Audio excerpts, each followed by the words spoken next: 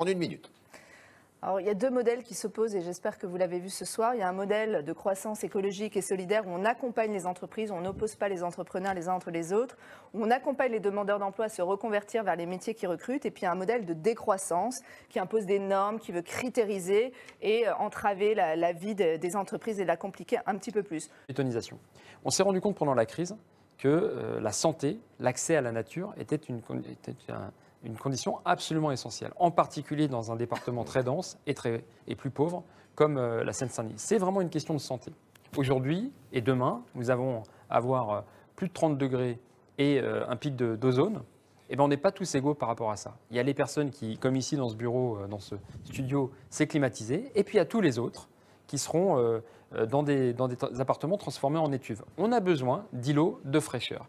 Et je répète que ce que la majorité présidentielle a fait depuis 2017, notamment en termes de fiscalité pour les entreprises, à savoir la réforme de l'ISF mobilier, à savoir la flat tax, à savoir la baisse de l'impôt sur les sociétés, à savoir la baisse des impôts de production, tout ça a permis déjà d'avoir un pays, et a fortiori sa région capitale, plus compétitive.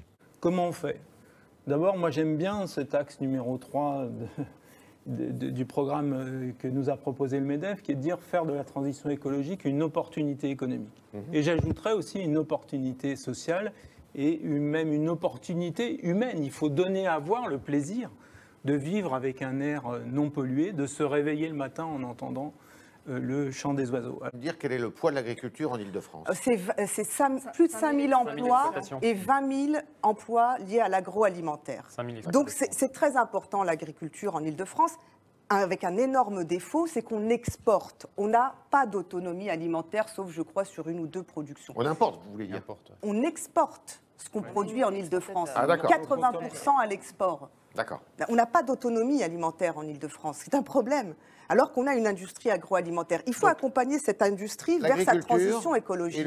C'est par le début, comme aurait dit M. de la Palisse, on va commencer par les jeunes, avec un budget, un fonds de 500 millions d'euros. Marine Le Pen a présenté cette mesure, c'était le 1er mai. On abondera au capital d'une entreprise fondée par un jeune jusqu'à 30 ans, on est assez large, à due concurrence de 5 000 euros, c'est-à-dire un jeune... Ça, c'est une disposition qu'elle veut nationale.